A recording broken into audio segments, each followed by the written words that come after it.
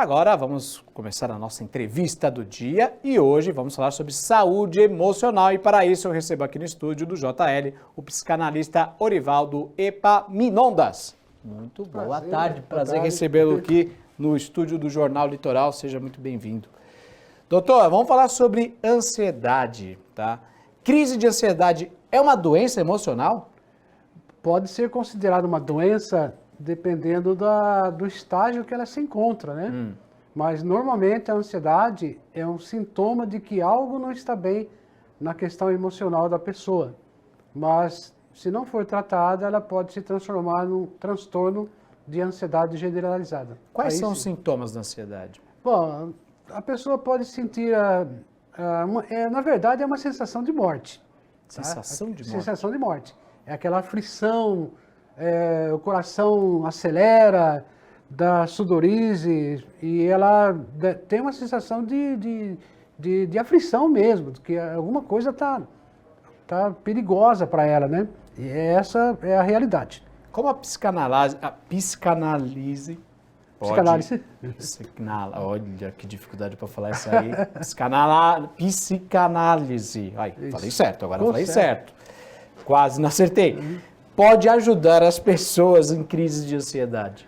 Bom, a psicanálise, através das suas ferramentas, né, dos seus mecanismos, ela pode trazer a pessoa a entender o que está causando, qual é o gatilho e identificar o que está causando essas crises de ansiedade.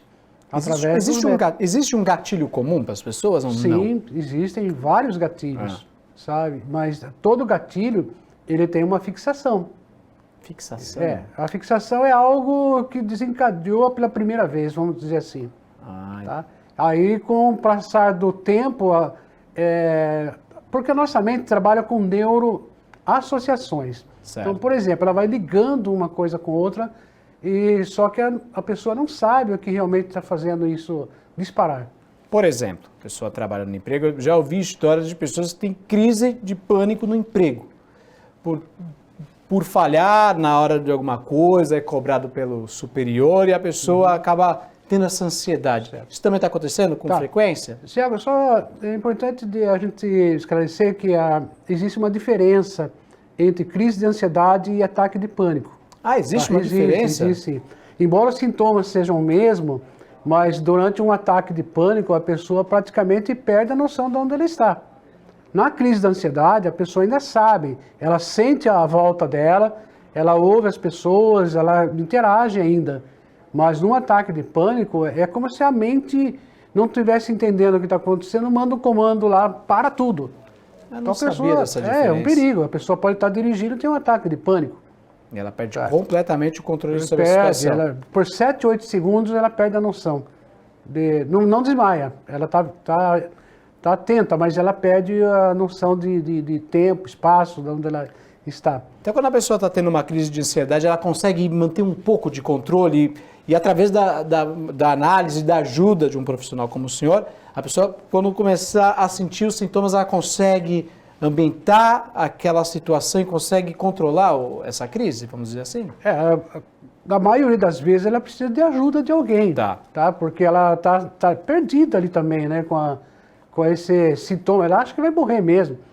E ela, no entanto, que ela vai para o PS, vamos dizer, quando é socorrida e vai até o PS, o coração vai fazer o eletrocardiograma, o coração está normal. Mas ela sente o coração toda aquela situação, parado. Não, eu tô tendo isso e chega lá não é nada disso. E altera, às vezes, altera a pressão mesmo, a pessoa fica com a pressão alterada, tudo, mas é por causa da questão emocional. Agora, políticas públicas para combater esse tipo de problema. Como é que o senhor vê essa situação? Existe, o país ainda sofre com isso? Como é que está essa situação? Política pública da questão da saúde mental, ela não é local, ela não é nosso somente, né? Para você ter uma ideia, pesquisa mostra que no mundo existe apenas 13 profissionais da área da saúde mental para atender 100 mil habitantes. 13? 13. Então imagine uma cidade como Santos, tá?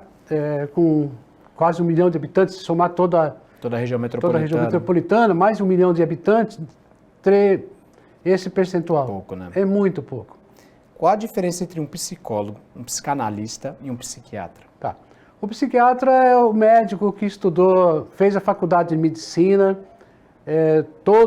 passou por todos os processos e depois ele se especializou na psiquiatria. O médico psiquiatra, hoje, a função principal dele é tratar as questões químicas da pessoa, medicando, entrando com a parte medicamentosa para ajudar a pessoa nas suas questões emocionais. Tá? O psicólogo é aquele que fez a faculdade de psicologia, se especializou em uma determinada área do comportamento humano, da psicologia, por exemplo, psicologia de trânsito, até mesmo na questão da psicanálise, se especializou nessa área, porque são vários segmentos dentro da psicologia, né?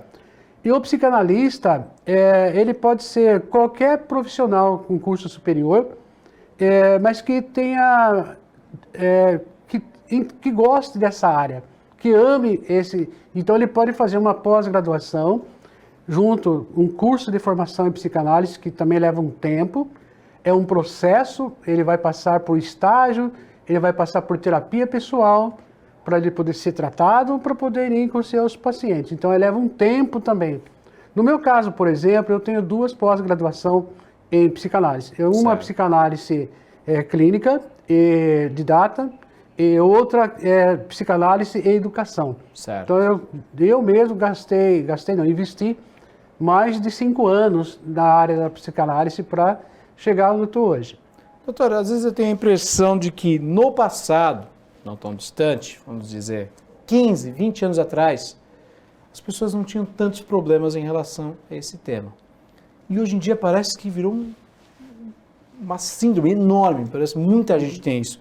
É minha impressão ou houve um aumento em relação a esse tipo de problema? Mudou a forma de... Na verdade, as doenças emocionais e mentais sempre existiam. Sim, exatamente. É lógico que, levando em conta que a população aumentou, e a demanda também aumentaram. Então, hoje, através da necessidade, o que a mídia oferece, que o mundo oferece, dispara na pessoa a ansiedade. Nós tivemos aí a pandemia, tá? Então imagine uma pessoa que estava acostumada no seu dia a dia, no seu ritmo, precisou ficar confinado. Então imagine quais as doenças modernas, né, que estão acontecendo hoje. Surgiram mais? Não, desencadearam. Desencadearam, exatamente. Quem deve procurar um psicanalista? Está em casa, teve algum sintoma diferente, tem alguma característica que fala, não, eu acho que você tem que procurar uma ajuda ou é uma coisa muito pessoal, vamos dizer assim? Você que está assistindo nosso programa hoje, né, que passa por um momento de não estar entendendo muito bem o que está acontecendo dentro do seu psique. Crise de ansiedade, manias, às vezes alguém está reclamando de você, que você não está se relacionando bem. Então essas pessoas precisam de uma ajuda profissional. Então procure sempre um psicanalista, porque ali nós temos ferramenta para ajudar você a se autoconhecer. Tá? A psicanálise nada mais do que isso, né? É trazer o autoconhecimento para a pessoa. Não que o psicanalista saiba tudo, mas conhecimento está dentro da pessoa mesmo. E quanto mais você se conhece, mais você assume o controle da sua vida. Esse é o fundamento da psicanálise, trazer autoconhecimento para as pessoas. Perfeito, doutor Orivaldo. Muito obrigado pelos seus esclarecimentos. Nosso tempo é um pouco curto, o Jornal Ao Vivo é sempre assim. Agradeço demais a sua participação.